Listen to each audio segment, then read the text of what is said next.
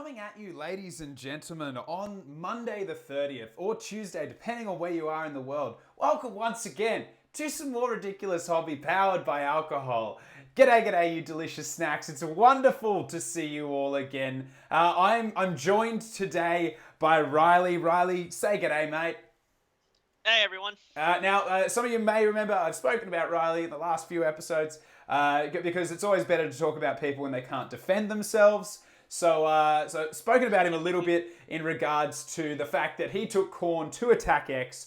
It was a very corny field. There was a lot of angry red blood people there, and he took out the whole thing, took it out. And I believe, it's been funny, and we may touch on it in a minute. There's been lots of conversations in like on Twitter and stuff about what people call soft scores and things like that.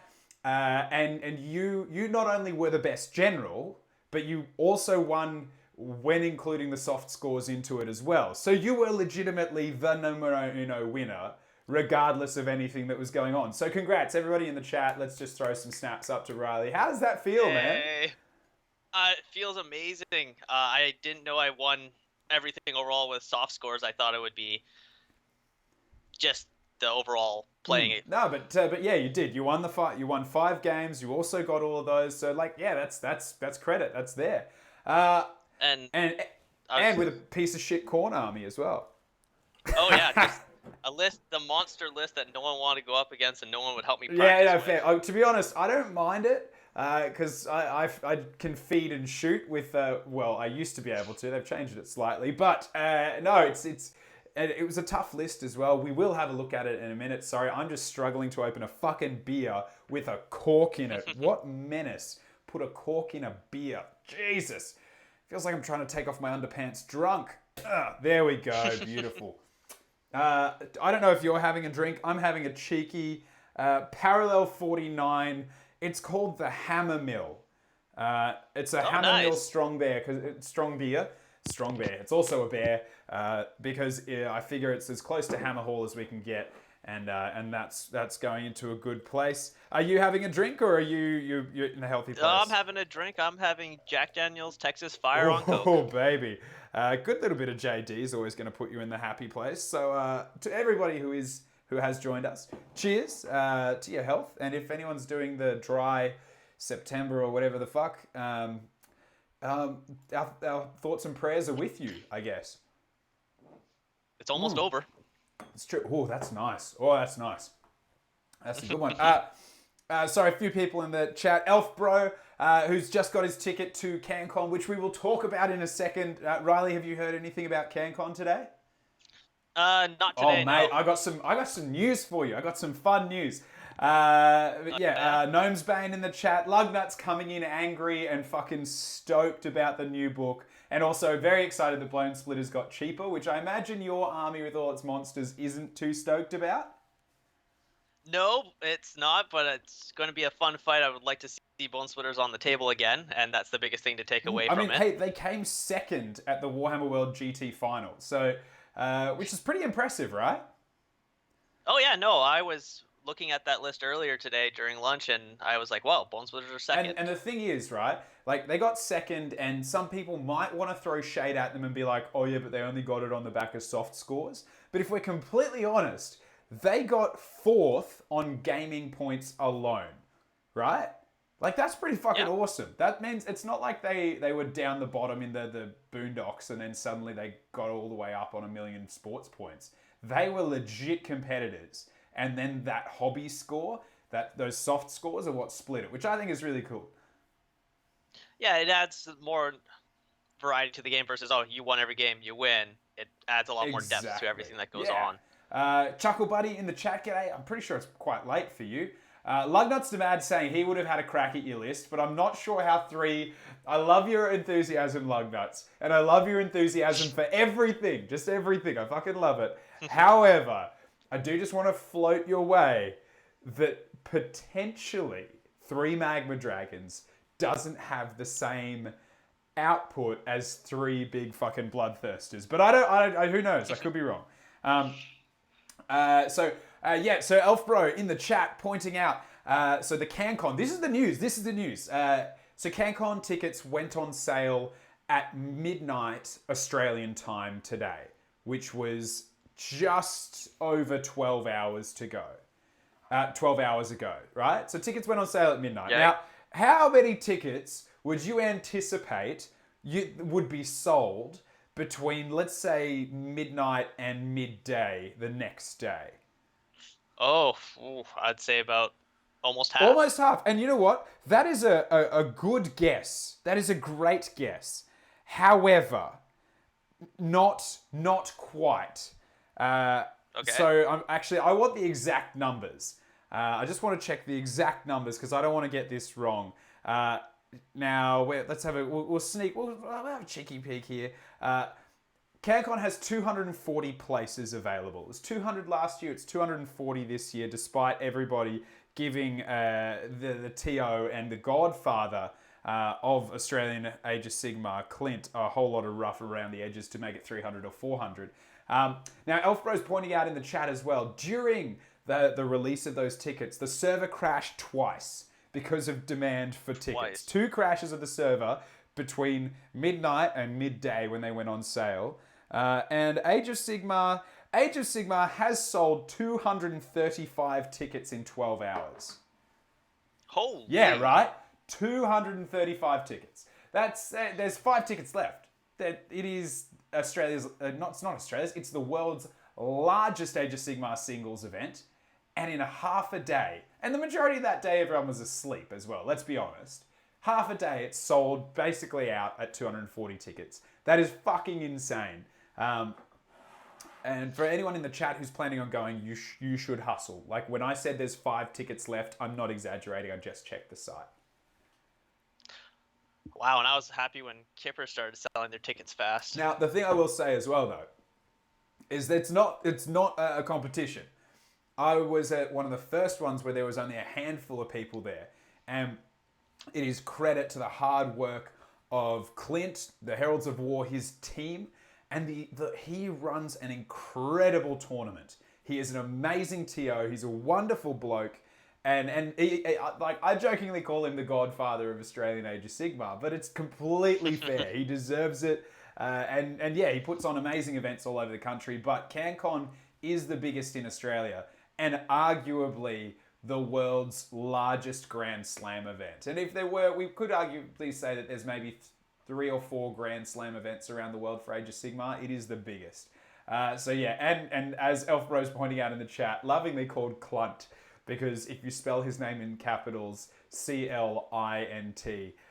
it looks very suspicious. He is a wonderful bloke. He's ordered many different types of potato, and he's just an absolute legend. So if any tournament was going to sell like that, it's that one, and it absolutely deserves it. Elfbro, I know you're going. If you're in the chat and you're going to CanCon, sign off, because I know that a lot of people will be excited to meet you there.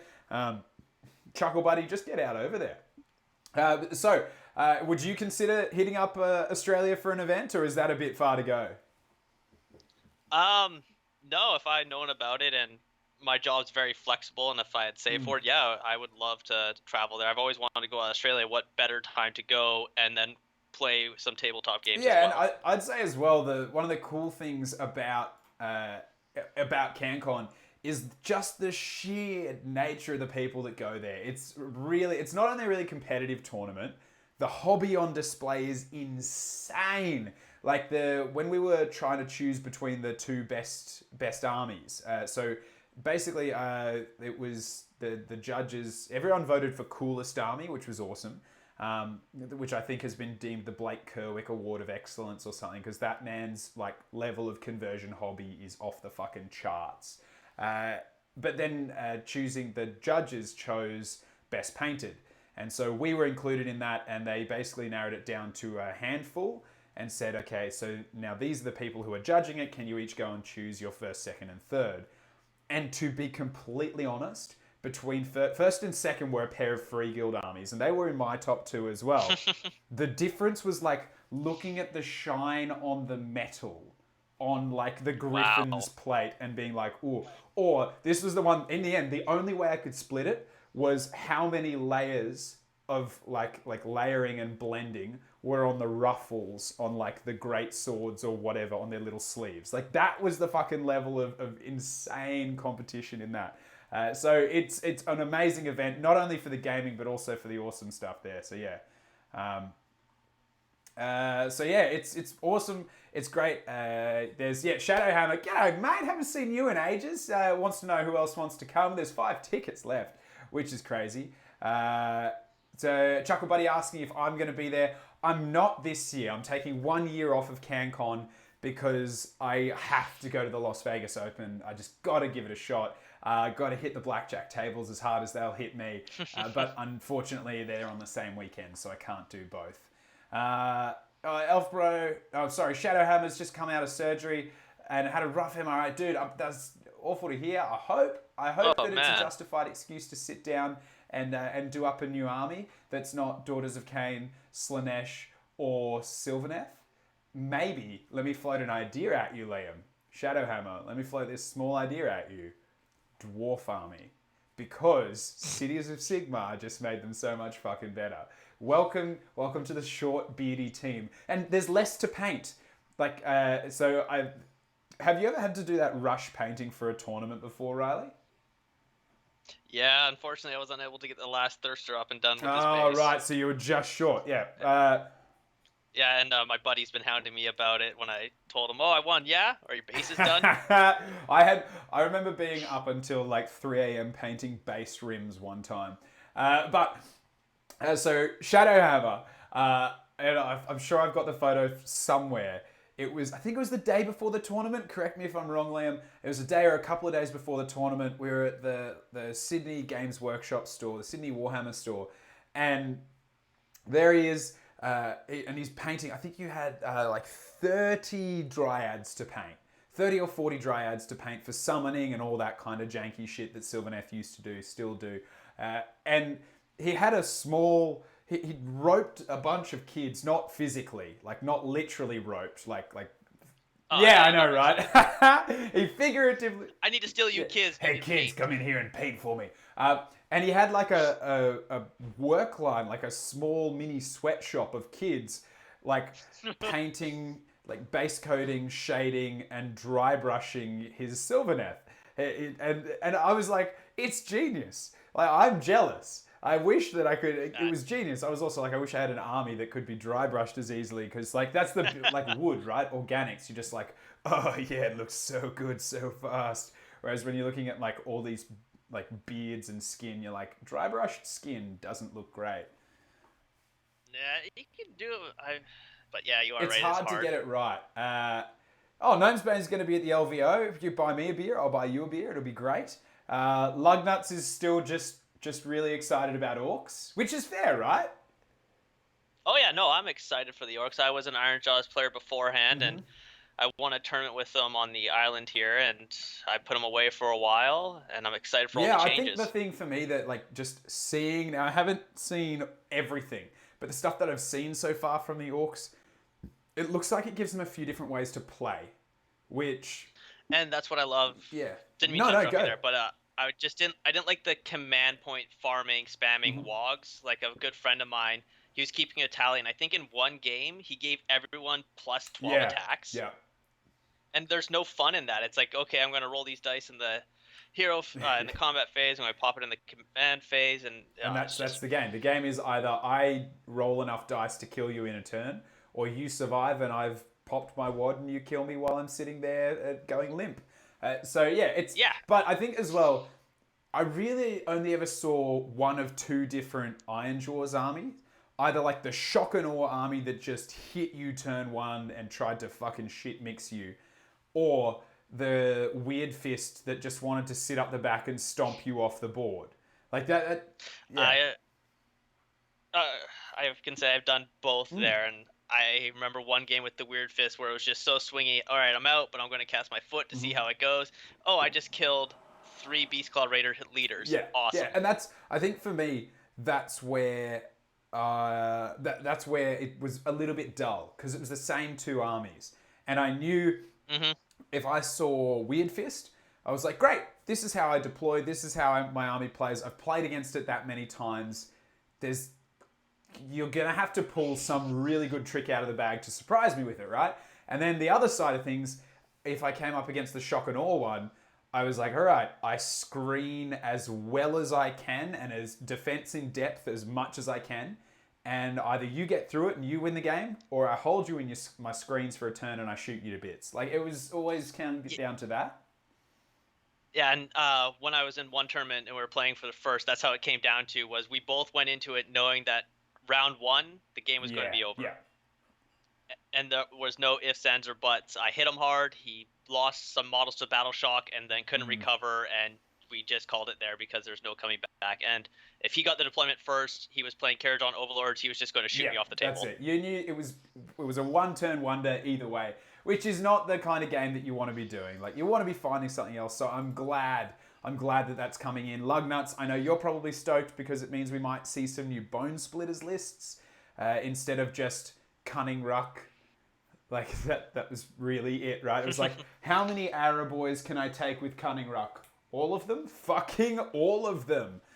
So yeah, it'll be interesting.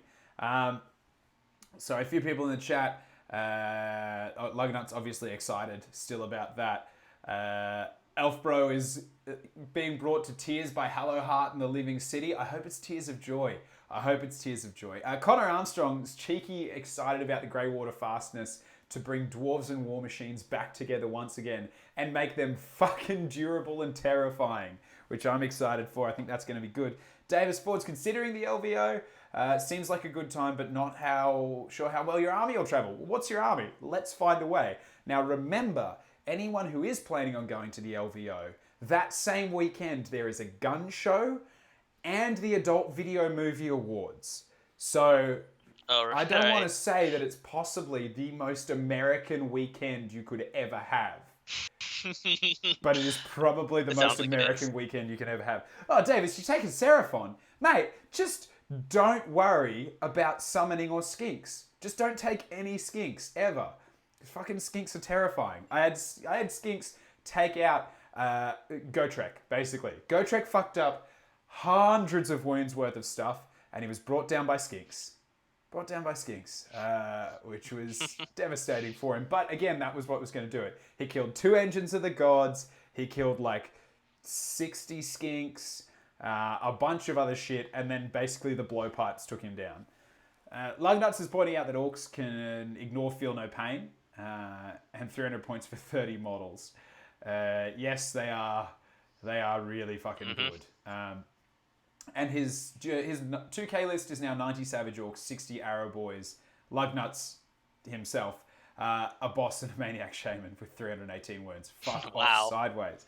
Demcast has been subscribed for 6 months. We're 6 months into our hobby, baby, and Demcast and I are cooking up something real cool and exciting that we will probably reveal this time next week.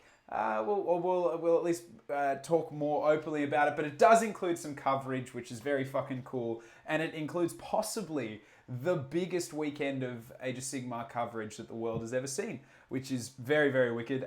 Davis Ford has Rippers in the army. No, you don't need Rippers. No, fuck off the Rippers. They're terrifying. Elfbro, you're coming to LVO. I thought you were going to CanCon. LVO and CanCon are the same weekend. And Demcast, you're going to the LVO as well? Mate, we're going to see so many adult awards. I don't think we'll have time for it, to be completely honest with you. Like, it'll be one of those weekends where everyone's like, oh, what are you here for? And there'll be like a group of people who are like, I'm here for the guns. And then another group that are like, I'm here to win awards because I'm pretty. And then just the group of hardcore gamers that are like, I'm here to roll dice and smash plastic. So I'm keen for it. But yeah, are you considering going, or is that a bit out of the range of a possibility for you? I wanted to go, but unfortunately, I might get deployed, so for training at the same time. Yeah, so it would be a tough sell. Although, let me float this for you. You might get deployed for training. Say that the gun show is a part of training. I wish that would work up here in Canada, but no, they wouldn't let me go. Like, yeah, no, we don't need that. Maybe if you were training in how to ride a moose. Yeah. If there was a moose convention with maple syrup, they'd send me there first straight away. Great. Sheriffs would pay for it first class to go. Beautiful. But no, unfortunately, if I get through all the steps I'm going through, I'll be Oh, gone that's then. a shame. But also, like, cool, but also a shame. Because, Yeah, no. though then again, 3 bloodthirsters would be a pain in the ass to transport. I mean, throw enough bubble wrap around something, you can That's get it true. anywhere. Actually, that should be a lesson for life, right? Demcast, you got a bit of homework to send me tonight? Send away. I love homework. It's like work you can do from home, which I never wanted when I was at school. Lugnuts is disappointed that we weren't talking about food because that would be true Murica. Grace here, Rob is pointing out just a poor choice of words on my part there. But anyway, we got to start the show. We're 20 minutes in, and we haven't even done the part that we must start every show with.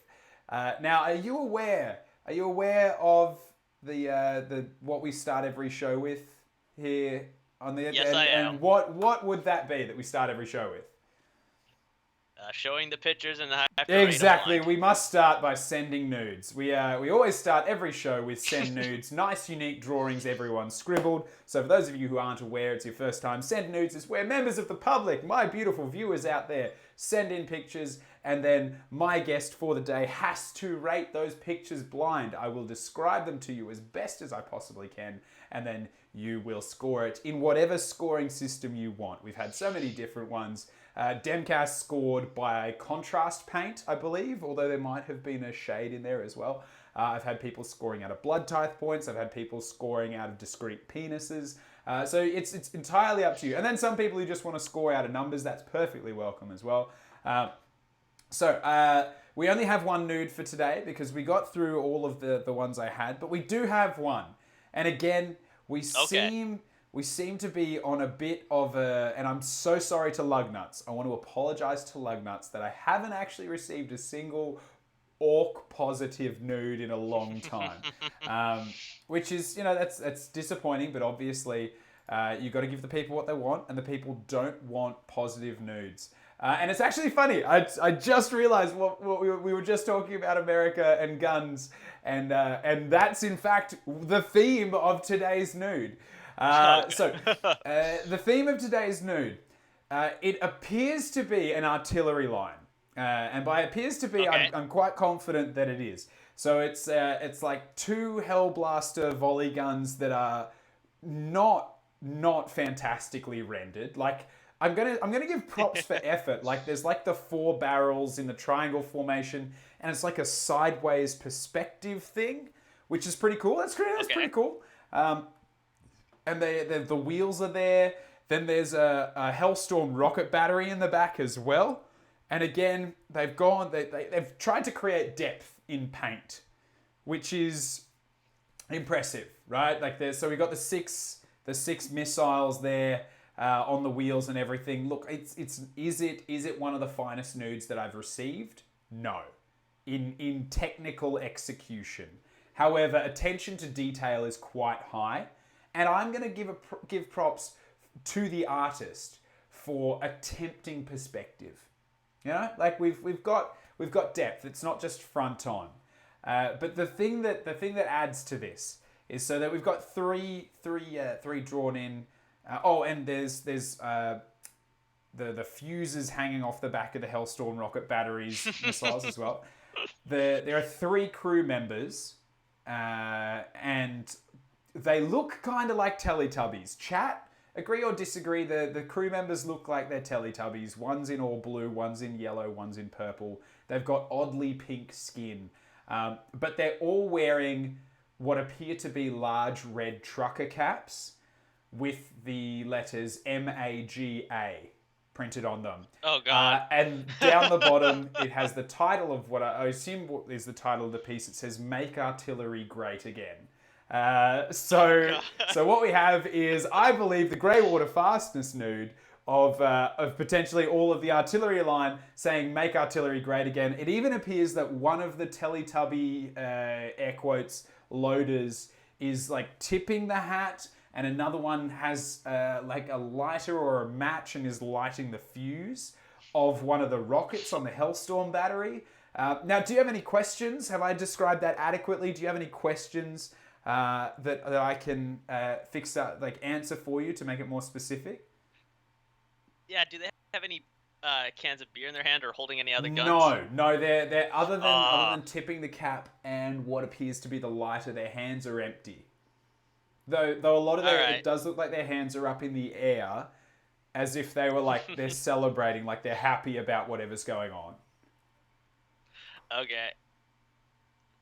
Well, I was originally going to rate it as skulls, but since it's American themed, I'm going to go off the stars off the American Okay, flag. yep, beautiful. Okay, so we're gonna score it out of American flag stars. I love it. I love it. How many stars? I don't wait. Okay, so first of all, between yourself and the chat, how many stars of the American flag should there be? I know nothing of geography.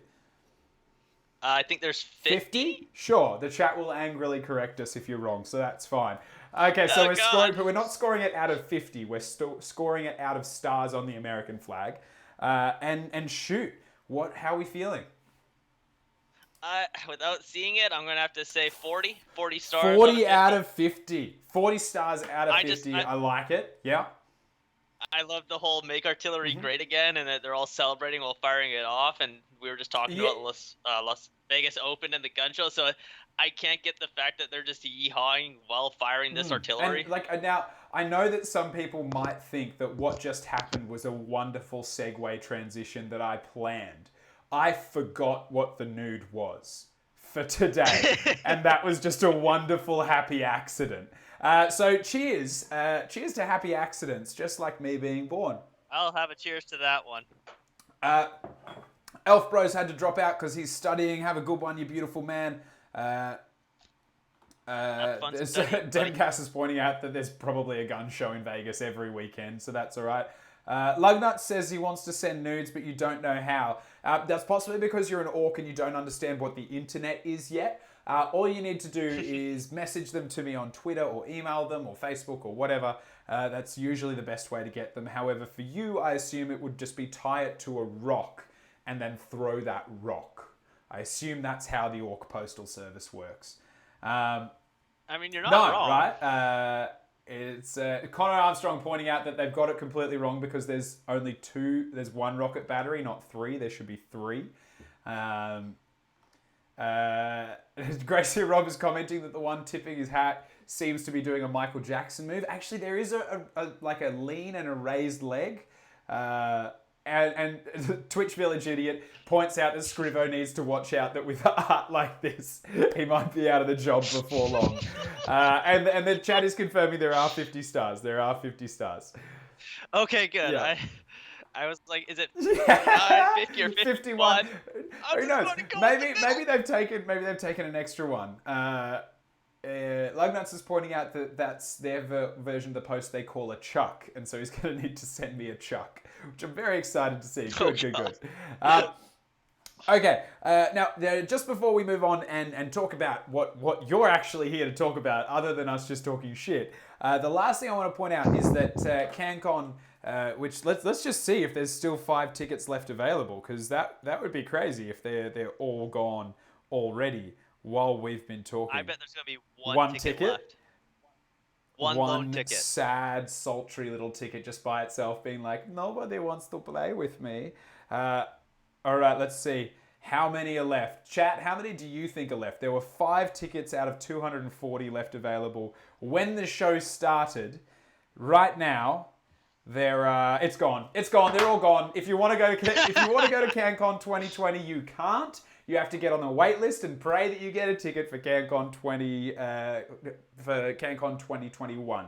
So CanCon 2020, 240 tickets sold out in just over 12 hours, though there were 5 hours of server crashes. So I believe that's like, 7 hours? 7.5 hours to sell 240 tickets? That's pretty fucking good. Hot damn. Wherever you are, Australia, pat yourself on the back. Take your right arm, reach it over your shoulder, and give yourself a pat on the back. You have earned it, War Dollies. And Riley, can I tell you what that secretly makes me happy about? What? When Age of Sigmar first came out and there were all the naysayers being like, Age of Shitmar's gonna ruin Games Workshop, watch this game tank. It's like, I don't remember the last time, and I played Warhammer Fantasy. I don't remember the last time Warhammer Fantasy sold 240 tickets in 7 hours. Like, I just Just gonna float that one out there. Well, then I got something else that's going to Yeah. make you happy. We have a local tournament coming up here in October, and it has now far succeeded 40K. You're kidding. No, there's more. From when I last talked to the representative for that, Age of Sigmar was outselling the 40K. And I again, I'll say it, and I don't mean any shade on 40K. I just think that at the moment, what I noticed a lot when I was working for Games Workshop is that we saw a steady stream of people convert from 40K to Age of Sigmar, but not much in the way of people from Age of Sigmar converting to 40K. So it's it really is it kind of just like leaning into it, which is crazy. It's like Age of Sigmar is just going from strength to strength to strength. And as much as people might want to complain about the meta or complain about changes in the GHB or complain about anything out there, if the game is going from strength to strength like that, clearly things are going all right. Which I'm stoked for. Reflex Dog Training wants Rob to draw a picture of his favourite Skaven. That would be it'd be a hard sell convincing him to do some art, but I could try. If people at him enough, maybe we could get him to do one. Scrivo's promised to do one at some point as well. Bucket Ninja, drop it into the chat. Good to see you. Gnomesbane is saying the 51st star is for Greenland because they're taking it over, I take it. Oh, right, yeah.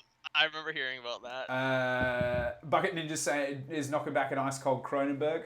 Kronberg, not Cronenberg. That would be a very different thing to be drinking. I'm punching a hammer mill. You're on the JD, which is we're in a good place. Gracia Rob, sorry, not Reflex Dog Training challenging Gracia Rob, not THW Rob. It's very hard to keep all my Robs in check. Redisanti is on a big old 0. And yes, he lost this game for the entire month. But yeah, Lugnuts is on Cider. But the last thing I want to touch on for CanCon, and this is actually the coolest thing that I have seen in a very, very long time. Now, I don't know if you're aware, Riley, there's a bloke named Travis in Australia. And Travis is well known in the Australian community as being one of Australia's best painters. Right? Like his Sylvaneth army is just drop dead gorgeous.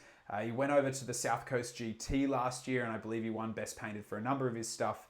And unless I get it wrong, what Travis has done and what he and Clinton, the Heralds guys, have done, they've painted up a Nurgle army, and it's going to be, it's a charity raffle rather. So you don't even have to go to the tournament to buy a ticket.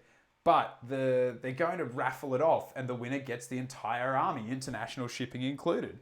Which is just, all the proceeds go to charity, which I just think is so fucking cool, right? Like, that's amazing. They completely built and painted an army to make charity happen. And given how much work Travis puts into it, it's insane. So if anyone wants to check it out, go to Twitter. Check out the Heralds of War, or go to the Heralds of War webpage because it's all on there. It's freaking awesome. So yeah, it's really, really good. That's something cool. But we've spoken about some other things. Right now, we need to start talking about what we're here to talk about, and that's chaos just coming out of the fucking woodwork, right?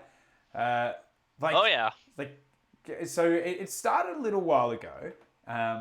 And results wise, for those who maybe missed it, I guess. Recently, the results are from 2 weeks ago. Now we saw at AttackX Khorne take out first and third. At the London GT, Tzeentch was up there with a few other Chaos armies not far behind. At the Facehammer GT, Slaanesh was second and third. This weekend just gone at the Warhammer World GT Grand Final, Slaanesh got first, Skaven got fourth, and Tzeentch got fifth. So and to be fair, Nurgle snuck in at I think 7th or 8th. That's cool. That was Terry Pike. Is quite talented and very good at a number of different things, so it's not surprising. But for the purpose of this argument, Chaos has 3 favourite children and 1 not so favorite child. We'll see when it gets updated. Then it'll be like all bumped Yeah, up. but or maybe Nurgle is just like the Harry Potter pre-Hogwarts and just getting shoved under the stairs, and it's like, no, this is where you live now. So But he would like it under there. Get all cramped, yeah, all he's the just like, disease. yes, my elbows are in my knees and I'm comfortable. But yeah, Yep. I just think it's kind of crazy that we've gone from a place where chaos was for a long time the tippity top, and then they kind of slid out, and then Zinch came, and Zinch was the shit, and then it went away. Nurgle had a very brief time in the sun. I don't know if many people remember that there was a period where Nurgle was the army that no one could beat. That's clearly not the case anymore. But I would say credit where credit's due. Khorne has consistently placed well. Even Oh, when yeah. they weren't the tippity top, they were consistently doing well. You'd see them up there every now and then. But I don't think much has matched Daughters of Cain. Like No. Skaven probably will, over given enough time. But Daughters of Cain just shit mixed the competition, took out all these tournaments, and they are consistently appearing in the top spots and have since. So that's not too surprising to see. But yeah, you being a Khorne player, I guess what's your take on Khorne, where they're at, how they're playing? Where are you feeling for them? I'm feeling they're both mortals and demons are doing Mm-hmm. very well. I went with the demons one because a friend of mine was helping me build the list, and we were going over all the different Mm. stuff. And the new slaughter hosts they released were just too good Yeah, to pass yeah, up, especially since a lot of stuff Corn does eliminates random chance yeah, now. yeah. So you don't have to worry about the charge, and you can pretty much have a 22-inch move on turn one to get And into then you're like, combat. and I've got a 3-inch charge, but I've got re-rolls to charge and a +1, so I can't fail. Yeah, Yeah, it's yeah, also and something that I've noticed a lot is you're seeing a lot of Khorne lists now that are what they should have been, which is very anti-magic and very punishing to oh their yeah, opponents too. Like your list, for example. In fact, I'll pull it up and we can have a talk through it in a moment. But it's okay, like Khorne is now. It's not just this army that doesn't have magic and has a number of unbinds. It has a lot of ways. For those who haven't played against it with a spellcaster yet, there are a lot of ways to punish people for attempting to cast magic, which is fucking great. Uh, yeah. And that's how I originally went with the list. I looked at the Zeech list and other lists. I'm like, mm, okay, I'm playing Corn. I want to be flavorful. I want to make some lore behind my guys. I hate magic. Let's do this. mm, And I built a list that punishes magic players a lot because, well, it's mm. Corn. I thought it'd be really cool to do, and it turned out it And worked well. arguably, tactically, that's a really strong move as well, because so many armies rely on multiple spells, multiple buffs, getting things off and Oh cut, yeah. and like overlapping, that kind of thing. So putting that together is a really, really strong move, and very themey too. But yeah, it's strong. Yeah, and that's what I. Sorry Yeah. to interrupt you, but that's what I did. I looked at like Zeech, Mm, Skaven, and other top armies. Like, oh, they cast a lot of magic. Well, what do I have that can deny mm. that, and what can be used elsewhere if I don't need to deny it in case I went up against another Corn player like I did at Attack Yeah, X. and with how many Khorne players there were at Attack X, you probably need to bank on the fact that you're going to deal with it at some point. Hmm. But yeah. And that's where my endless prayers, the skulls, came in most handy and were MVP for most of my Attack X I would matches. say that I'd be really surprised if we see any Khorne lists that do well without at least one of the endless prayers. But I would say the blood blessings of Khorne, or the not endless spells, whatever the hell you want to call them. But I would say the hex gorgeous skulls are just by far the most versatile. Wouldn't you agree? Oh yeah, no, I would agree. Just for the fact alone that there are two Mm. bases and you can use them to shut out armies, which I end up doing quite a Mm-hmm. bit. And a buddy of mine I was talking about when the new dwarf hero, whatever his name, came out, and I was terrified. He's like, "Yeah, but just put the skulls in front of him, and he He can't has go to around walk them." around the skulls. Yeah. Yeah, he has to walk around. He can't go through them. So he's going to spend his movement constantly going And around it's them. not like, and because they're a prayer, not a spell, if they last past the end of the turn, it's not like your opponent can dispel them. They're just there. No, and they're just there, and you get to move them as the corn player that cast them, so they don't get thrown back Yeah, in your and face. that is like, I won't lie, that's my big gripe with them. I hate that, unlike the other Yeah. endless spells, I wouldn't mind if they couldn't affect Khorne, But if there was some risk to it, at the moment, Yeah. the endless prayers have zero fucking risk because it's like either they go off and they do what I want, and maybe they hang around and they do what I want again, or they go off and then they disappear and like whatever. But at the end of the day, I will never have to pay for the choices that I make. Oh yeah. And it's funny you say that because one of the Corn players I played against, I threw the axe down, and I'm like, wait, this doesn't affect us at all. Like, we don't get the negative to hit being near it. So it's just literally a cool axe off to the Sweet. side. I put this axe down. He's like, well, I'm going to put my axe down. Eat a sack of dicks. Awesome. Yeah. Let's throw our axes together in the middle just for funsies. Yeah, it was basically what it came down to, and that's why I like him, because of the base size and everything else. You can really punish your opponent saying, oh, you just threw all those unit of clan rats, or you threw those free people to a side. Cool, I'm just going to block them off for the game. I'm going to put this in front of you and watch you try to walk around it. Yeah, and you can't do anything about it. Snoop DeVille is saying, what about Slanesh? When I was talking just before about allegiances doing well. Slanesh is probably at the moment one of the, if not the top allegiance. The reason that I'm not including them is because they haven't consistently performed, because they haven't been out for long enough. But you look at Daughters of Cain, you go back to their release, they've been podiuming consistently and taking out events consistently since they were released. Now, we may find that drops off and Slanesh then takes place in there. But for right now, no one, I don't think, and LLV, the stats machine himself, would probably be able to correct me on it, but I don't think any army has had the consistency of Daughters of Cain at this point in time. But yeah, so with your army, so for those who aren't aware, do you want to just quickly run through your army list for anyone who maybe can't see the screen right now or doesn't know what they're looking at? Sure. Before I start into it, I'll just want to announce that be easy on my relic choices. They're because of the meta I played in. So I played with the Bloodthirster of Sensitive Rage with the Gur Strike, Unfettered Fury Bloodthirster, and Rathakorn Bloodthirster, who is my general, had Magic Eater, and Korgrath the Blood Hunger. I had a Blessicrator who took the Skull Shard Mantle, 2 Slaughter Priests, one with Killing Frenzy and one with Bronze Flesh, and then 2 units of 20 Blood Reavers, a 10-man unit of Blood Reavers, and then 5 Blood Warriors, as well as taking the Tyrants of Blood Battalion, Gore Pilgrims, Wrathaxe, and Hexagon Skulls. So you're 2-drop, correct? Or 3-drop? 3-drop.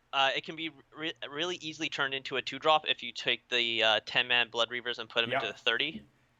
The only reason that didn't happen was there was an error when I sent in my list, so I had to resend it in. But also, I guess the flip side as well, going from a 2-drop to a 3-drop, there aren't, 3-drop is still quite low. There are only a handful of armies that'll outdrop you at 3, but having that extra 10-man unit of Blood Reavers gives you a cheap screen you can throw away, or if someone has units that can drop down from the sky, you've got a unit that you don't care about, you can put in your back line just to zone them out all game. So it's probably not the worst thing in the world, right? No, the 10-man unit was actually very helpful for the tournament. There was a lot of times where I was in the back and they took objectives instead of having a 30-man blob that's easily screened. In the future, I have changed the Gur Strike to the Everglaive, and that's the only... Just because my meta had a lot of detriment to wounds, so I wanted to make sure I always had the 2 up. Fair. But now I've turned it to the 3-inch +1 to hit. So the Bloodthirster of Insensate Rage with his big axe is just reaching over the top and being like, boop, boop. Yeah, I'm reaching out and touching somebody. That's it. It's just you want to make sure that you make that connection, right? So your list primarily to look at it looks like it relies on the Bloodthirsters for damage, and then the Gore Pilgrims, the rest of it, all the infantry for kind of the backup and the scoring and the screening. Would that in a nutshell? Would that be maybe the truth, or are there things that I'm missing? Yeah, no. So what happens is with this list, I position the Blood Reavers in such a way that the Bloodthirsters are about 4 inches back from the front line, because with the Unfettered Rage, he gives all demons a 6-inch pilot. Yeah. And the other thing with that too is I use them for blood type points. Very rarely in this list will I ever summon. I will use the blood type points to move one guy his full movement, or have him attack again the hero phase. So I can with the Reapers of Vengeance ability, have one Bloodthirster potentially attack 3 times before the end of the turn. Jesus. Yes. And Yeah. but at the end of the day, you still don't make people strike last. You can still plan against it, which is why it's not quite as fucked Oh as yeah. Slaanesh. Yeah. The thing with this list is it's all about positioning, knowing your opponent, because not many things in game have a 6-inch attack Yeah. first.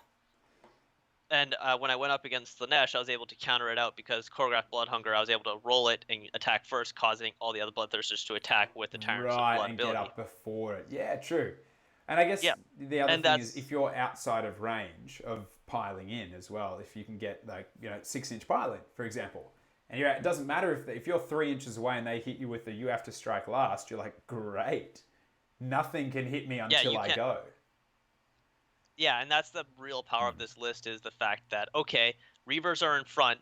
You pile in 3 inches and attack them. Cool. You just killed my shirtless barbarians that are here to party and give me blood tie points, while my big guys come in and hit you in the And face. arguably for Slaanesh, a bit of a nightmare that the infantry they're killing doesn't give them lots of depravity points, which as much as Lugnuts and Vanilla Sass and all of those people who love their greenskins might be excited about it, Ironjaw's Stormcast and Bone Splitters are literally like a field day for Slaanesh. They don't see your army, they see depravity points. They see Keepers of Secrets waiting to be summoned, just being like, all you must do is release me from my fleshy prison. So it's one of those things where when I came up against Slaanesh over the weekend, I was playing against Cool Bunny, and she didn't actually get enough depravity points from the game to ever summon a keeper because my entire army, apart from 4 5-wound heroes, was 1 wound.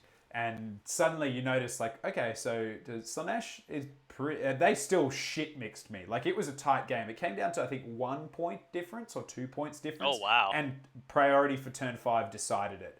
I definitely felt like the game was constantly her doing shit and me desperately trying to counter it. And I just got very lucky that I got the priority in that last turn to be able to capitalize.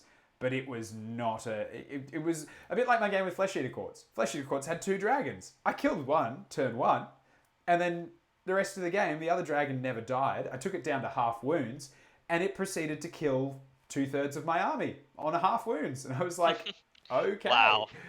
Bit like a Keeper of Secrets. You're like, I've heard it. It shouldn't be this good. It's still good. It's still oh god. And now they're creating more demonettes behind it. Yeah, and it's like, oh cool, your Keeper Secrets out damages my Blood Reaver, Bloodthirster if it doesn't spike 6s. Awesome. Yeah. Gnomesbane says that your idea of dealing with Gotrek is super dirty. But I feel he's a dirty guy. Yeah, I feel like care. Gnomesbane's got a secret little bit of appreciation there. Demcast is saying that it believes it's called docking. I imagine, yeah, because you're putting one in front of inside of the other. Yeah. Connor Armstrong remembers playing a similar list but with 4 Thirsters and got tabled the bottom of turn 2. Yeah, I humored about putting Scarbrand or dropping some stuff and taking a 4th one, but I couldn't take Gore Pilgrims or the amount of numbers I needed to take objectives, and that was the biggest thing when building this list was, cool, I have 4 huge base models. No one could take objectives because I'm getting swarmed by skeletons over here. Yeah, and I also guess that when you've got the 4 Thirsters, it's very matchup dependent. So, say for instance, Connor, your game against 4 Thirsters where they just shit mixed your grots, that's a great matchup for them because they're like, yes, lots and lots of models that I can take off before they can even scratch me back. Whereas if they came up against an elite list or like a bit more body heavy but durable list, they could probably counter it a lot easier. Yeah, and that's That's also what came in. That's also what came into building this one because people, when I was asking for advice, were just saying, "Oh, just take the Incessive Rages and have fun." Well, like that's like taking a shotgun to a party. With this list, it's more of like a sniper. You can shoot certain models with the range, like take out heroes for Fire Slayers or hit other stuff that's buffing. And I looking at it as well, I would say a similar thing. I'd say that initially, if I'm looking at it, the Insensate Rage is the OG, like the biggest, the baddest. However, on the flip side, you take 3 of them, You have three powerhouses, but very little tools in your toolbox. By having all three, it's not only a bit more cool and a bit more themey, but you've got a lot more flexibility on the ground, which I think the three of the same probably lacks. Yeah, and like with the Wrath of Korn guy there, giving him the Manor Mm. Eater, it has been FAQ'd that it goes with his other unbinds, so you get two unbinds at Yeah, +2. yeah. And that's great, especially since they're re-rolling with the Gore Hmm. Pilgrims at -2 with the skulls. They're very unlikely to get off the spells Yeah, they so need. you've got a little bit more safety in there, knowing that some of those big, bad, scary spells that had shut you down aren't going to hit you as bad. Yeah, and with the ranged, it adds into their damage potential and just outside Mm. of melee. It's like, cool, I'm gonna hit these guys with my Hellfire Blast, throw my whip at them, and then charge in, or just pile in Yeah, 6 inches. yeah. You've got a lot of different things to play. It's my favorite type of list is a toolbox list. I think they're much better than a win condition list. But yeah, it was awesome. Um, so having a look. Mightiest Kitty asking what happened to the milk guy that was on here. I just want to point out how excited I am that someone called Mightiest Kitty is looking for the milk. Thank you for that. This is yep. Yeah, he's around. He's actually the TO for the tournament coming Mm. up. Okay. Well, yeah. So there we go. So if the kitty needs some milk, you probably need to hit up Kippers, right? Yeah, fair. Yep. The only way to get milk is by going to Kippers Melee.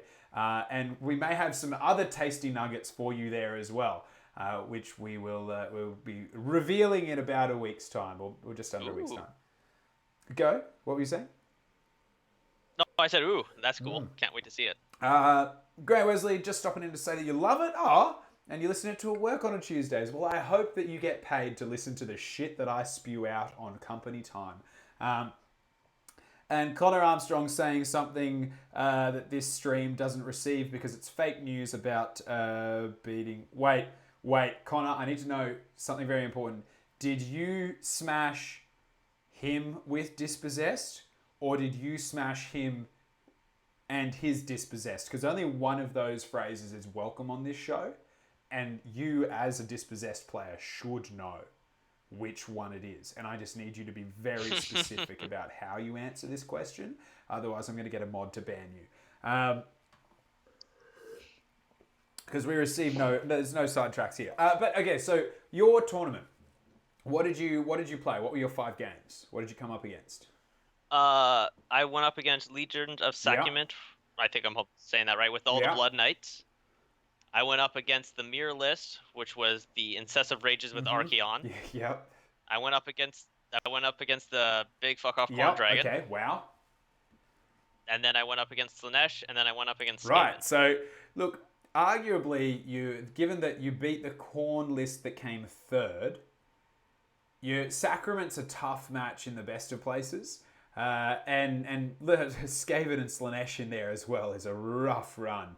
So that's not an easy win. No, but it was a lot of fun. I loved every person I versed. Mm-hmm. I would definitely replay almost all of them again. And I think the fact that there was a list as well that was Archeon and 3 Bloodthirsters is fucking crazy, right? God. Oh, no, that was a brutal match. The only reason I won that one was because I was able to pile in 6 inches and get attacked first. Yeah, right. So you managed to get the sneak in there. Yeah, he was able to get the charge because I mistakenly let him go for me. I went first to take the objectives.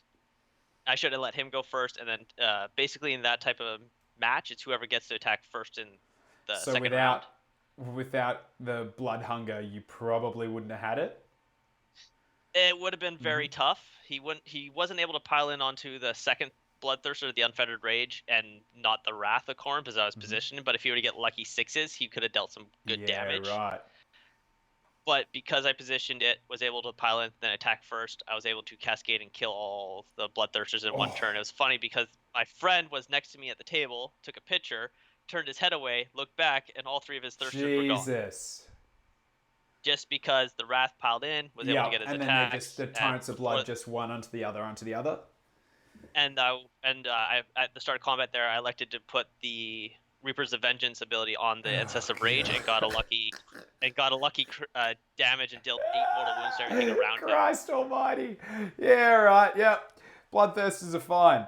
Fuck off, graded. Oh yeah, no, Yeah. they're great, and that was a lot of fun, especially since I was able to make him move 24 inches in the third game to take out the That Corn sweet, Dragon. sweet slingshot. Ugh. Oh Yep. yeah, it was basically I put him in the middle away from the range, and Corn just looked at him and says, "Buddy, Off you it's go. your time. Off you Get go. in there." He's basically in a goblin doom diver catapult, just firing himself Yep. at the enemy.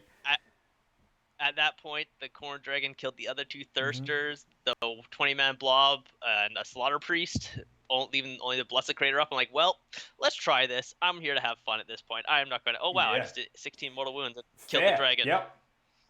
Jesus, that's crazy. Sorry, Connor Armstrong confirming in the chat that he was with his dispossessed smashed Corn. Fine, you're welcome to stay. That's good. I was just worried that you were celebrating a dispossessed defeat, which wouldn't be welcome. But yeah, sorry, you were saying?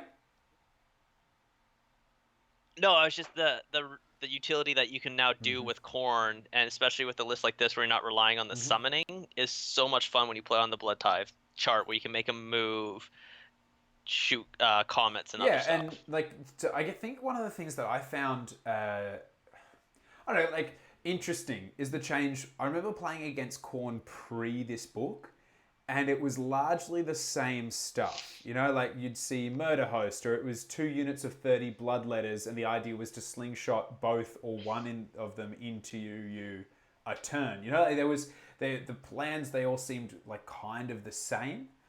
Where now I'm loving that like you say, there's versatility, there's different tactics. So we're seeing all this other stuff come together, which for me is a much more interesting game.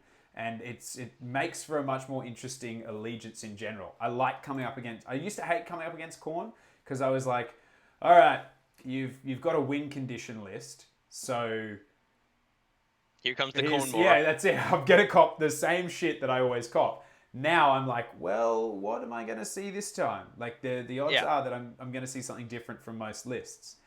So yeah, I think it was interesting. Now. Yourself, were you surprised when you saw how much Corn was coming to the tournament? Actually, yeah. Like I said, when I was originally designing this list, I had anti-magic in mind. And then when I got to the list and saw how many Corn players, because I think it was the 3rd most played army at this tournament. Yeah. But the cool thing about it is, like you said, each list, outside of the one guy who had the 3 Thirsters and Archeon, everyone was playing something different. Some guy had the Corn Dragon, some guy was running Cavalry, another guy was running all Korgoraths. Yeah, Sir Grail, who is often in the chat, there was all the Crusade Corn. There was Matthias, who had, I think, 7 or 8 Korgoraths. If he only had 7, it wasn't very themey, and he should rethink his life choices. Oh, double two dealer, giving me a flower. Ah, you gem. Thank you. Oh, look, I actually am a very floral person. And by that, I mean I'm not good with flowers. I don't understand them. But I have many floral t-shirts. So, you know, like that's kind of the same thing. But I'll take it. I'll put it behind my ear. Thank you kindly. But yeah, of course, if you were here with me, Riley, I would give you a flower, of course. Aww. Obviously. But yeah, so I guess looking at the fact that Corn picking it up, Zinch coming back, and Slaanesh just shit mixing everyone, we're back in the age of chaos, right? Oh yeah, no, it's never been funner to be a Chaos player and seeing all these new lists coming out of the woodworks. I especially love the way they're going with Slaanesh now, the new aesthetics they're going. Yeah. And honestly, it's just been a lot of fun, especially since you can build more versatile lists. In one of my mortal lists, I took a Skull Grinder, and I can pump his attacks, his damage up to 4 and give him 7 attacks. It's great. I copped I think it might have been the old book, maybe it was this book. I copped a Skull Grinder super buff hit once, and it deleted 2 heroes in an entire unit. I just remember that moment of being like, damage what? Damage what? No, yeah, I've done that to a few people where it's like, I'm going to send him against your big hero. Okay. And he's dead, and his damage is what? He's hitting on what? He has how many attacks? what the fuck is happening? Yeah, Yeah, it I was a shock. I remember, I can't remember exactly what happened. I can't even remember who I was playing. I just remember being flabbergasted, and that is the exact word that is worthy of that. I was like, it's like, it's the feeling I was when you just shake your cheeks until they slap into each other in shock. I was like, it's shocking. So, and you've done a similar thing to people as well, I take it? yeah.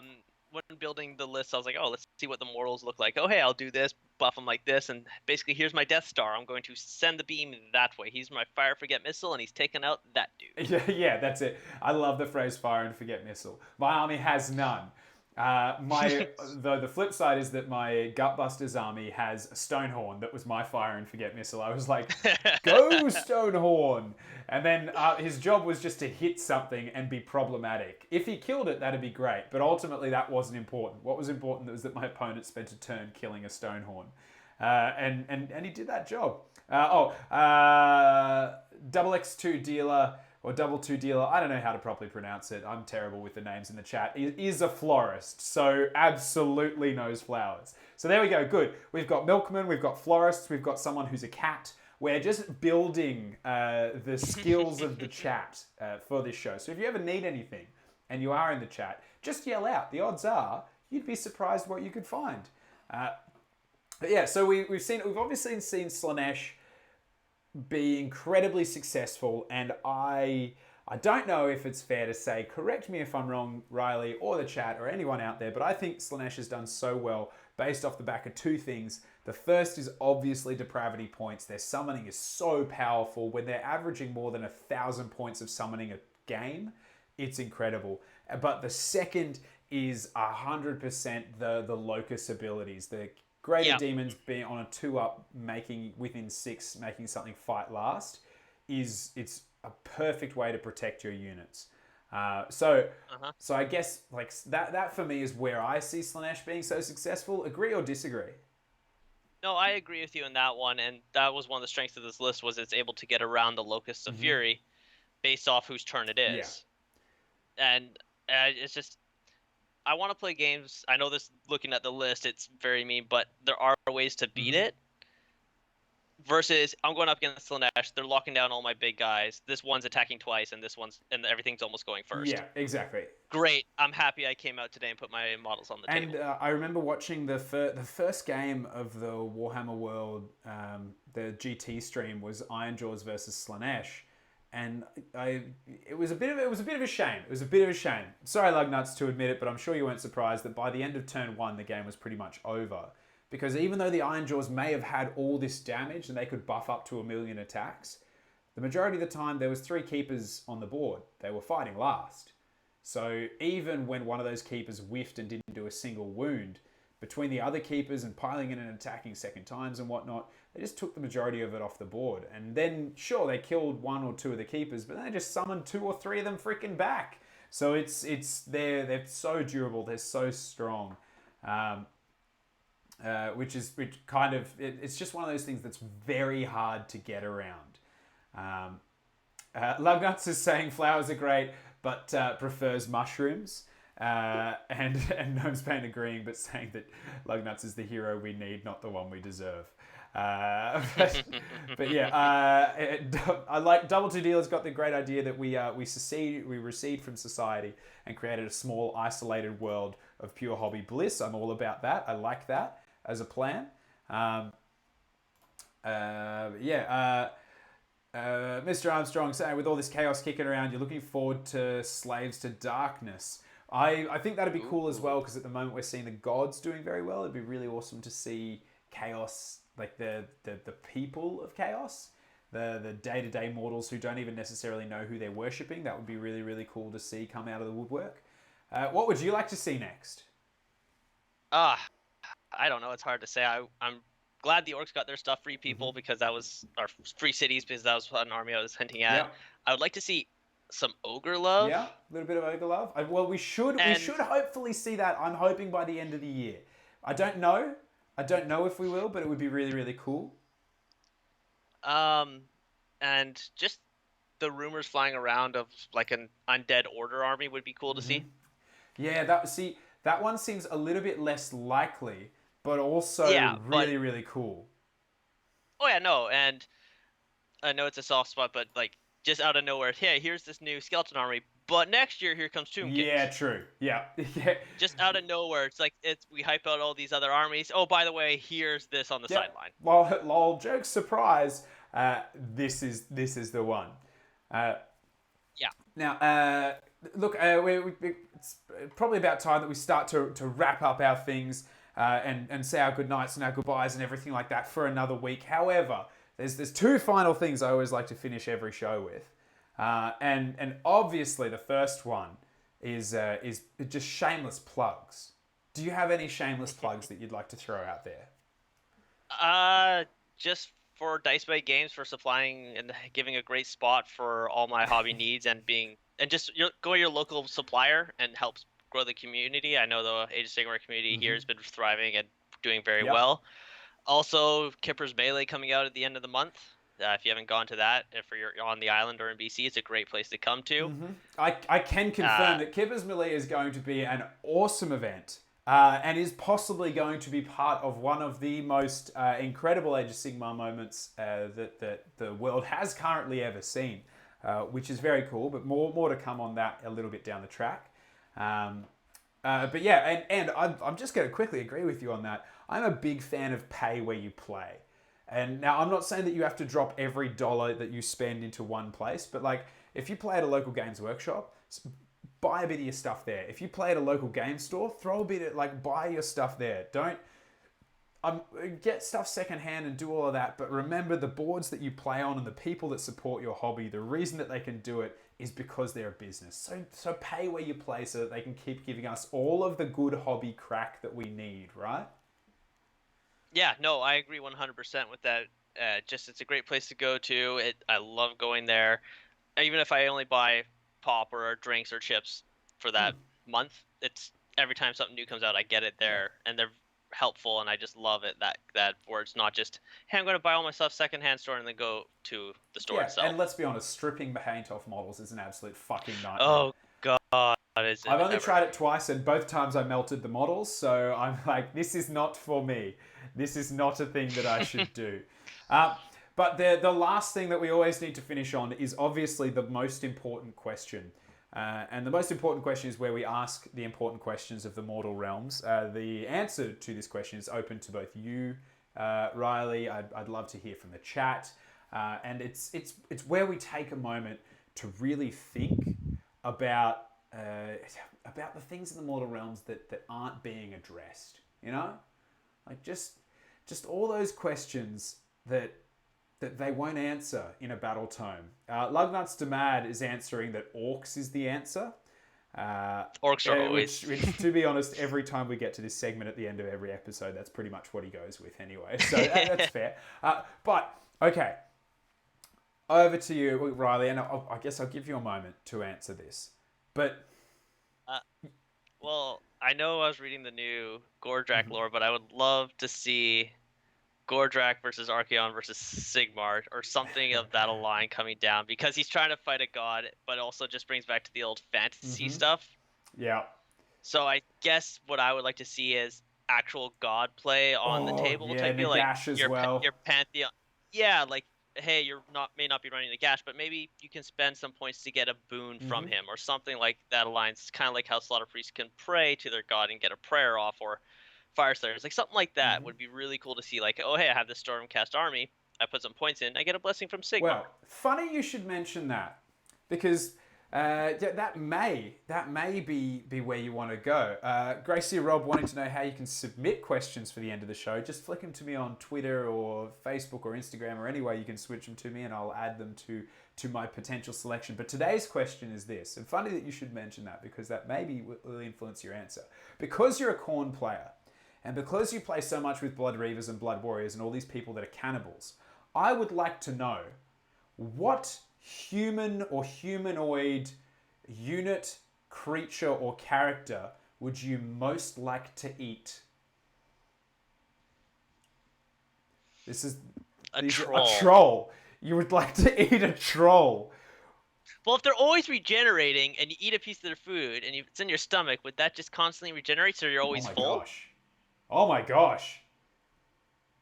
This is this. We need answers. Somebody tweet at Ben Johnson immediately. We require answers to this. If you eat a piece of troll, does that piece regenerate into your stomach to keep you full? Because your acids are always dissolving it, Mm, but it always slightly regenerates a little bit. So like, eh. mm. Are you just in a state of constant? That's all you need. That's all you need. Demcast, being a troll player himself, very triggered by that question. Oh Uh, no. uh, Renasanti's saying that there was a goblin in the old world that, in the world that was, that did that and became super fat forever. Grom the Paunch. Yeah, Connor Armstrong, I think, correcting Really? Grom the Paunch. Yeah, He was actually, the cool thing about Grom the Paunch, he had a big fat gut and an axe, but he was actually well known for strangling people, which I think is great. oh no. Demcast is very triggered by this question. By your answer to that question. So I'm so sorry, both Demcast and Riley. You guys will have to have it out. I'm sorry. I didn't Uh, know. I just thought it'd be it. yeah, it's Gnomesman's pointing out that if you do eat troll, you obviously have to pass it later, and you're in for a lot of trouble. But to the chat, what humanoid creature, character, or person would you most like to eat as a cannibal? Being corn cannibal, what would you most like to eat?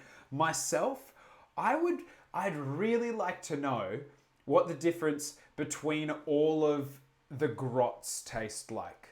You know, like you've got the grots that are the gut busters grots, and then you've got spider fang grots, and then you've got git mob grots, and then you've got the night goblin grots.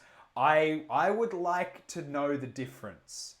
Like, it's Wouldn't that just be like one hell of an LSD trip because they're always eating actually mushrooms? true. And then if you ate the spider fang, they're so full of venom that it's like licking a toad, and you just like your pupils dilate massively, and you see into time.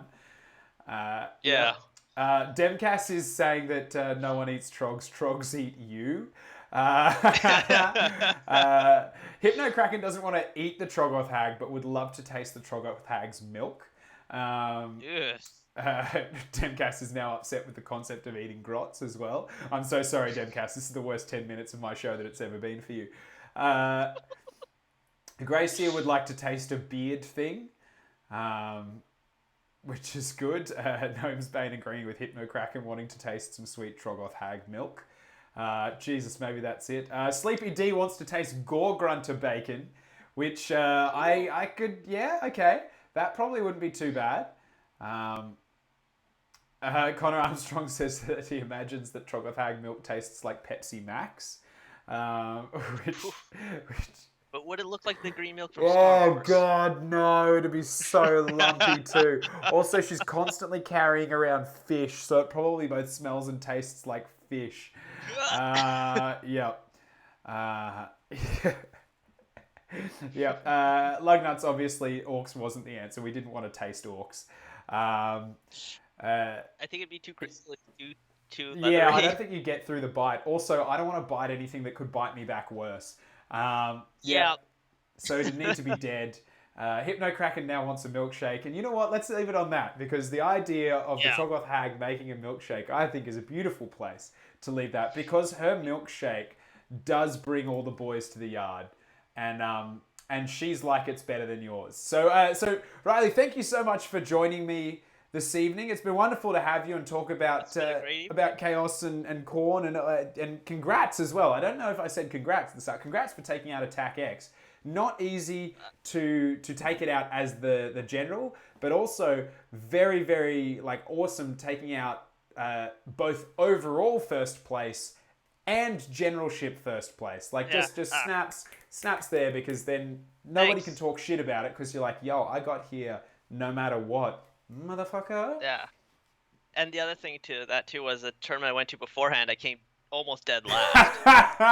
That's So it. I went from dead last to winning both the game and overall. It's like, yeah, I like that. I think one of my favourite moments was between myself and a bloke named Tom from Australia.